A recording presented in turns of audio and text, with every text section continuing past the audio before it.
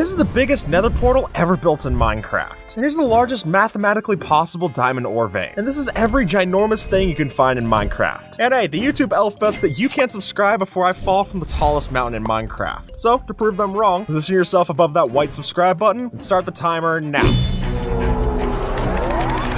And hey, even if you subscribed after I became ground beef, thank you, it helps a ton. If you've ever added a lot of enchantments to one item, then you can tell that these item descriptions get pretty big when you hover over. But where that gets really crazy is when we start to use commands. And as Weavies has shown off in the past, with the help of a command generator like we can see here, we're able to give ourselves a firework rocket that has all of the possible options on top of it. And the end result is an item description that when you hover over it, it's too large to even fit on our screen. Even if we were to put this in the far right corner of our inventory and then hover over, it's still barely even rendering. And if you thought that was confusing, set it off and see how it looks there. It's also quite the eyesore there too. And maybe this is a good example of how short and sweet can be sometimes the best for your items. Now just imagine if this was enchanted as well. Then we'd really have something messy. Now in the past we've talked about super smelters in Minecraft, but Cars went one step further and built a super furnace to then house that super smelter. And here we not only see a perfect scale model of the pixel art of a furnace built into your world, with each pixel taking 9 blocks to make, but then also an entire set of minecarts and rails to go and power all the furnaces inside. I mean, the cost of this alone is already ridiculous, and it really makes you question how many items you need smelted ever, let alone all at once. But when you have a machine like this that can make 10,846 items in a single smelt, it's hard to say that's not impressive to show off, even if most of the time you're just cooking a couple of steak or ores and getting away at that. What's the biggest block that you're able to place in Minecraft? Well, it's a little complicated. Now, if we're talking about the tallest block, it would be something like a door, since when you place it down in a 1 block space, it takes up 2. But for the tallest hitbox within a single block space, then that would be a wall, since we're not able to jump over it normally. And then if you want to talk about the widest block that you would place, then that would be something like a bed. You place it down, and much like the door, it's 2 blocks laying out instead of up. And believe me, these are some of the smallest big things that we're going to talk about in this list. And next, we've got one of the largest building projects ever seen in Minecraft. This here is a project called Build the Earth. The idea is that multiple different build teams from different backgrounds and walks of life all come together to build a 1-to-1 scale recreation of the entire Earth within Minecraft. And to show how long this project's been going on, we first talked about this back in our Bored at Home Minecraft series almost 4 years ago. And it's still ongoing today if you want to join and help build. Just make sure that it wasn't already claimed by some other team, and you should be good to go. Or join one of theirs. And while I might sometimes find the real world a little boring, I gotta say that seeing it all here built up in blocks and with shaders, it's hard not to be impressed. Even if technically I should be more used to seeing the world like this than in-game. And if we're able to see a project like this that can actually finish within our lifetime, that's pretty spectacular. And it definitely puts that house that I've been putting off building to shame. What are the biggest mobs that you can find in Minecraft? Well, if we're talking about passive mobs, then that has to go to the camel, whose hitbox is 10 times the volume of Steve's. But then if we add neutral mobs to the equation, then the largest that you'll find in the overworld naturally is the Enderman, standing at 3.2 blocks tall. Though that's nothing compared to the hostile mobs that we can find in other dimensions. Like in the Nether, we've got the Ghast, which is as big as 4 blocks tall, and even then that's dwarfed by the Ender Dragon, which ends up being 8 blocks tall in the end. Though when you compare all of them together, it's actually the hidden giant zombie that you can summon only through commands that ends up being the tallest, standing at 12 blocks tall. Though it also has no AI, so it's really just like saying a statue's tall. And at that point, yeah, but it doesn't really matter much to regular gameplay. Plus, it doesn't have the health to match it. It has about as many hearts as an iron golem, so the bigger they are, the harder they fall. What's the biggest plant in Minecraft? And no, it's not an industry plant. The answer actually comes to us from the end, since one chorus fruit stalk is able to grow up to 20 blocks tall, whereas bamboo can only grow up to being about 12 to 16 blocks tall at the top. And if we're talking about the largest plant that can be placed on farmland to grow, then that would have to go to the new 1.20 pitcher pots, which can grow up to 2 blocks tall. The largest natural structure that you'll find in Minecraft goes to the Woodland Mansion, which excluding the basement stands on average 23 meters above the ground, or 23 blocks. And we might think that sounds like nothing when compared to the end cities, and you've clearly never seen seeds like this, since on rare occasions the mansion can glitch out and spawn hundreds of blocks into the air off its cobblestone foundation, turning this pillager house into a penthouse, and also a safety hazard if they try to leave, so maybe figure out an elevator system before you try to check out of this hotel. The heaviest item in Minecraft doesn't exist anymore, or at least its crafting recipe doesn't, so let me explain. Since back in the day, it was possible to craft an enchanted golden apple with 8 golden blocks surrounding an apple. Now, the apple itself doesn't weigh too much, that's not really the part we're worried about, but really it's the fact that each golden block weighs 19,300 kilograms. kilograms, or 42,500 pounds. Multiply that by 8, and you're getting a pretty heavy apple. But hey, it'd probably keep the doctor away. If anything, you could just throw it at them and end their whole bloodline. But when you see how many piglins you have to kill to get just one of these, it makes sense. Not only is it heavy with the gold, but also with all the zombified souls that you took to get it. Currently, there's no legitimate way to get an infinite amount of sand in Minecraft. Sure, there's a desert, but when you're the technical community, you can run out of that pretty quick. And that's where we get something like this coming in. This design by the user Comedy is really no joke. And really, the original design comes down to this post on Bilibili. But alright, what does it do? Well, this is able to duplicate 420,000 sand gravity blocks per hour. 422,000 to be exact. And when you watch this in action, it just looks like the sand is flashing in and out of existence, which I guess it basically is. But I didn't know that sand nor pistons could move this fast. And honestly, I'd be scared to have any amount of TNT like this too close to my other redstone thing. Place one wrong and it all explodes. But when you come through to the end on the other side and see all these blocks coming through, it basically looks like you're recreating your own desert inside of the end. There's not even a dull moment to see the items drop. It's that fast. And that crazy to build. But for big returns, you gotta put in big effort. This here by Cubic Meter is the ultimate storage system. And what exactly makes it ultimate, right? Just a lot of chests? Well, folks, that's barely even cutting it. Since the truth here is that this is able to store all of the items in 1.17 Minecraft. All of them. Yeah, you ever see one of those speedruns where they try to find everything in the game? Imagine storing all of those together in one machine, 2 double chests over. And when you start getting to the point where you need an actual spreadsheet to figure out how to access the items that you have on hand, you might as well just play in creative mode. It's easier to sort through, and you're about as rich. And while my sorting system usually starts to bottleneck at the speed of the Hopper, this one can sort up to 6.5 million items per hour. And if it ever reaches a fault, it just detects that itself. Yeah, you don't even have to worry about the chore of fixing it. How cool is that? But when you watch the item recall systems happen in action, I mean, I might not understand all of what's going on, but I can definitely notice that cool stuff go into cool place. And for my caveman brain, that's about all I need. The YouTuber Purplers not only has a great voice, I want to kill lots of withers, but also has some serious redstone skills. And you can see as much with this design, they're able to automatically kill withers every hour, which would already be cool. The wither's a tough boss fight, especially on Bedrock, but how many of these can it kill? Well, that's where the biggest part comes in. This machine is able to kill 72,000 withers per hour. I can't even count to 72,000 in an hour, let alone kill all of the wither skeletons necessary to build these withers. So again, huge credit to what Purplers and all of the other guests that they have in this video were able to do. But if you ever wanted to build pixel art out of beacons, like we've shown off in the past, this is a way to do it. And let's be honest, when you're this rich on wither skeletons, you're probably going to be rich enough on the other stuff that you need to build the beacon, so you're probably fine anyway. What's the largest vein of diamonds possible? Well, I'd usually say that I'd like to just get about 8 of them in a vein. As user Klo showed off in this video, it could be theoretically possible to find a diamond ore vein that has 849,889,796,160 diamond ore in a single vein. At that point, that's not a diamond ore vein. That is the literal lifeblood pumping through your world. I get worried that if I was to break one of these diamond ores, it would start spilling out some kind of liquid like in Shadow of the Colossus. And the reason for this is because if you look at chunk borders and what's technically possible, you could potentially, with the help of the right biomes, diamond ore generation, and fossils, line up a contiguous ore strain like this, and giving you probably the best thing ever to go through with fortune. I mean, when you reach the point that you're getting bored of mining diamonds, you know that you've got a lot. But it is quite the sight to see. What Luigi Toan built here is the world's largest nether portal. And we're not just talking about the kind of big overworld portals that you need to build a gold farm, but rather this design cost over 3 million blocks of obsidian to build, which I feel like would take about 3 million years to mine. So you really got to use yourself something like a wither obsidian generator to be able to get enough for this. And when your entire render distance isn't able to load this in, even when flying around with an elytra, I think it's big enough to impress your friends. And at least 2.6 million people online, so clearly it paid off. Now, scale models are clearly nothing new to Minecraft, but while we usually make our replicas smaller than the original, what if we went the other way and scaled it up? And as you can see from this set of builds, we did just that. By taking our 1x1 blocks and turning them into 3x3s, 9x9s, and so forth, the results can quickly get ridiculous. So while I wouldn't recommend trying something this insane in survival, I'd be lying if I said it wasn't impressive. Meaning if you've got the time and you're crazy enough, then maybe a set of scaling structures like this might just be up your alley. From this level, this witch hut seems normal, but from the ground level, it's immediately apparent that there's something different. See, on this seed, this witch and their cat seem to have spawned right on top of an extra tall hut right next to a mountain ridge. And the reason for that seems to be that because this generated right on the edge of a hill and swamp biome, it glitched out and caused the pillars to be very high. But considering cats don't take fall damage, the feline friend can leave just fine, while the witch ends up as dead as Fortnite. If you've ever watched a professional builder, you'll hear the term block palettes come up a bunch. And while they're useful to guide your project, here, the block palette is our project. And by taking the time as others have to lay out a comprehensive gradient of blocks, we can get something pretty special to explore. And honestly, taking the time to study one of these layouts is a verifiable crash course for any building hopefuls. So whether you want to lay this out as a reference point or make the pattern into a build itself, it's an experiment worth trying in both cases. It only takes one look at the Minecraft subreddit to see just how many people make builds for their significant others. And while that is sweet, maybe you want something a bit more unique for yours. Well, if that's the case, Minecraft's world generation might just be your perfect wingman. Now, down on the surface, it doesn't look like too much out of the ordinary. Just a forest next to a mesa. But from above, it's clear to see that there's a heart carved right into the spawn location, which proves that even the Badlands biome might still have some good left in it. This build is not only a monstrosity, but also somewhat of a feat of Minecraft engineering. We've made the tallest possible 1 block wide staircase. And as you can see when you look at this, every single block that we're using has a different hitbox. It's impressive, but the only annoying part here is that it's not able to be walked up easily. As you can see, we have to jump up each individual step, which really isn't that fun. So to fix that, how about we build the tallest 1 block wide staircase that's actually walkable? To be frank, when we build this, we do sacrifice some of the height that we had in the last one, but the huge features that we just get to hold W and go up all of these with ease. And you know what? If you like the weird mix of blocks that we had in the last one, we still keep plenty of that on display. Making this still a pain to look at, but hey, at least now it's not as much of a pain to walk up. Okay, we're all familiar with this guy, the infamous dirt house. And while it's functional, it's not exactly a looker, and definitely not worth living in after the first night. But what if you're not ready to move on just yet? Well, this big brother might just be the solution. Sure enough, there have been plenty of variants added in just on top of the standard dirt block. And with those, we have a palette to turn this dirt hut into the Chateau de Terre. And really, if you're living in something as swanky as this, it's probably hard to call yourself a noob anymore. Though I wouldn't bank on this for a good safe house, cause obvious reasons. When you're first getting settled in Minecraft survival, a crop farm is always a good call, and if you spawn by a village, you've already got that covered. But what if we just can't leave well enough alone? Well, we probably get something like this. Following what this user did, it's possible, if you're crazy, to make a full-out crop field biome in your world. And while irrigation alone would be a grueling task, it's definitely a sight to see. Just make sure to stash up on some diamond hose before you try this, because the amount of durability required to till that much soil might just make your head spin.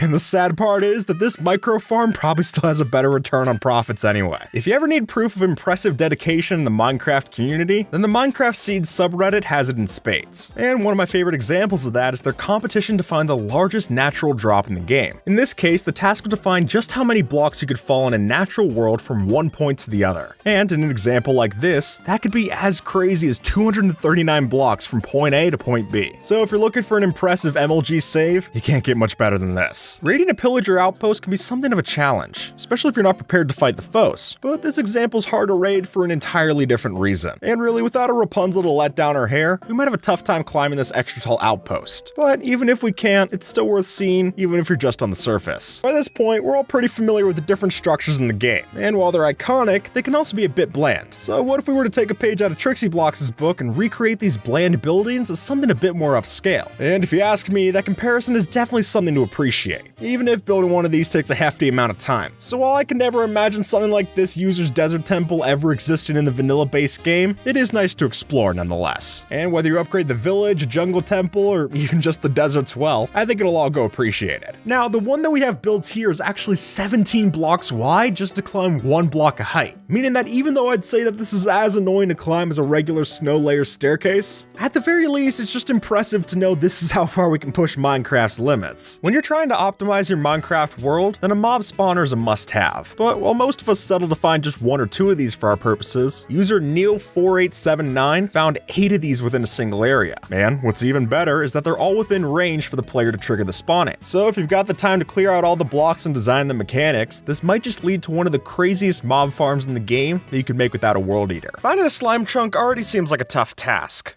and finding one in a convenient spot is even tougher. So you have to imagine the amount of luck that it would take to find 5 slime chunks in a row like this user did on Reddit. Not to mention the fact that it's underneath their home base too. And as it turns out from the math in the comments, since each chunk has a 1 out of 10 chance to be a slime chunk, then the probability of 5 chunks being slime chunks like this is a 0.001% chance of happening. Which in other words just means that you have to build a farm here. Even if it's not that much more efficient, it's definitely a lot more impressive to show off. From down here, this looks a lot like a regular river, but from up top, it's a lot easier to notice what's going on. When you spawn into this seed, there's a series of 8 rivers that are all locked together like so. Add on to that the fact that there's a neighboring desert village and desert temple, and this spawn seems to have you covered and then some. But by far my favorite detail of this might just have to be that since the rivers seem to mark an X on the map, you'd figure there's some treasure nearby. And sure enough, if you go looking for it, there's even a treasure chest within spitting distance of the location, making it all come together nicely. As Minecraft gets more changes to its world generation, it's got some of us asking, where are the volcanoes? And while there don't seem to be any in the works, this unintentional seed might do the trick. Here, a ruined portal spawned right atop one of the new mountains, giving us one of those lava-filled peaks that we've been waiting for all this time. Waterfalls in Minecraft usually don't offer much to see, or do for that matter. But in this case, it's a lot more than just a water block on a mountain's face. Instead, we've got a proper system of flowing pools carved into the cave system, which, might I say, is a lot more interesting to look at. And it's gotta be a lot more fun as a water park than just another slide like this. So while the Dripstone Cavern might seem like an odd place to bust out your swimsuit, this might have to be an exception. Here, it seems these pillagers built their outpost all the way at the top of the mountain, or at least they tried to. But because they started up so high, they were unable to build past the build limit, creating this halfway done outpost on top of the mountain. Though even if it was fully built, that doesn't seem like a very smart structure. I mean, how are they even supposed to get down? So unless these Squidwards have an elytra on hand, I think the villagers are going to be able to sleep peacefully tonight. Minecraft's world generation can sometimes feel repetitive, but here, that's literally true. In this seed, we see a rare occurrence of the world literally repeating itself along this line, meaning that everything, including diamonds, structures, and even biomes will stitch together along this line. And if you want to try for yourself, just type in this teleport command on the seed and you'll go to the same spot over and over again, even if it's at different coordinates. And big props to Matthew Boland for creating the literal algorithm to find this seed in the first place. That's a huge accomplishment in its own right. And it'll only take one look at the end dimension with this seed to see that the hard work finally paid off. Sometimes the Minecraft community comes together to try and hunt something down. And while we've seen that in the past with the Pack PNG seed or the seed that was in the background of the skeleton painting, the weirdest by far might be a cactus. And not just anyone, but rather specifically the tallest cactus that's ever been found, which is this one, standing at 23 blocks tall. And the reason for this isn't that the cactus are growing any taller than they're supposed to be, but rather, when a normal cactus can only grow up to be 3 blocks tall, 2 or more can occasionally stack on top of each other in the world generation, giving you this pretty crazy sight. But it just goes to show you that the bigger they are, the harder they fall, because all it takes is 1 block placed next to it, and it crumbles like that. Here we see an example where an ice spike tried to generate, but then it was carved up by a cave, giving us what looks like frozen water drips from the precipice of the cliff. And while this specific example that we're seeing was done with a non-amplified terrain, it is worth noting that if you wanted to go find one of these for yourself, you would have better luck using amplified world generation. You're just more likely to get a lot more cliffs. If you showed someone back in 2011 what Minecraft world generation looked like today, they'd probably think it's some crazy mod. And to me, this definitely fits that vibe. The jagged snow peaks on display here are something to really take in. And honestly, even though I don't usually build within the snow, this has got me reconsidering my choices.